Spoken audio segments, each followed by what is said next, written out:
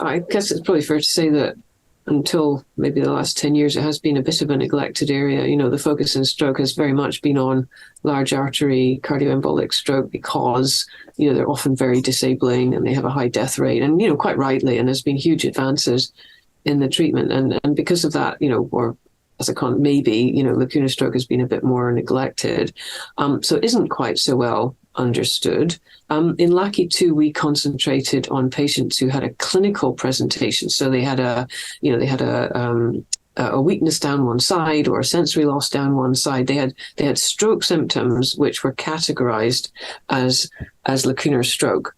We did not include people who had never had any stroke symptoms and had a sign on a scan that suggested that they might have small vessel disease or have had a stroke in the past, which they just haven't noticed. So we didn't include that population. That would be something that we're thinking about for the next stage of the trial, because we know that with small vessel disease, it can affect a wide range of different parts of the brain, and whether or not you have stroke-like symptoms may simply depend on whether you have a lesion in a part of the brain where you're more likely to notice it, because they're just quite small lesions. So if the lesion affects one of what's called your motor pathway, it drives the movement of your arm or leg, you may be more likely to notice it than if it lands, in your frontal lobes or in another part of the brain that does other things, but maybe isn't quite so neurologically obvious. So that would be a population, these people with scanning features, but not actually symptoms, we're thinking about for the next stage of these trials, which Philip mentioned. The one other thing just maybe to mention is that thinking more widely about cognitive impairment and cognitive decline and dementia, it's now recognized that diseases such as Alzheimer's disease, which has typically been viewed as a condition where you get buildup of abnormal proteins in the brain and they cause damage, and that's what causes the cognitive impairment. Actually, in the lead up to Alzheimer's disease, there is a period during which the blood vessels are not working as well as they should do.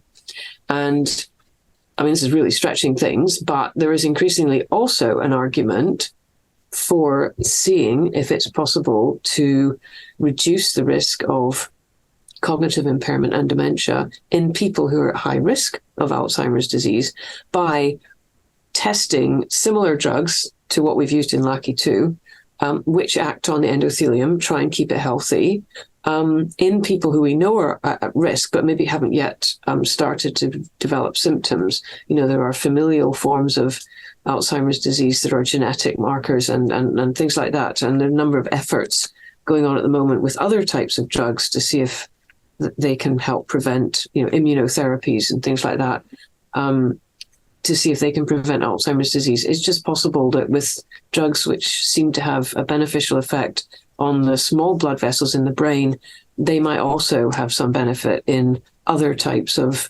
neurodegenerative disease like Alzheimer's disease. But that's really stretching the implications quite far. And the first focus really needs to be other forms of small vessel disease and confirming the results of LACI-2 in LACI-3.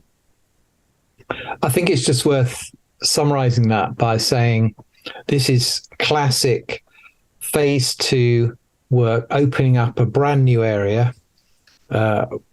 Not quite the first trial. The SPS3 trial was the first one in lacunar stroke that seriously took this as a condition. But as Joanna said, it didn't show any obvious benefit.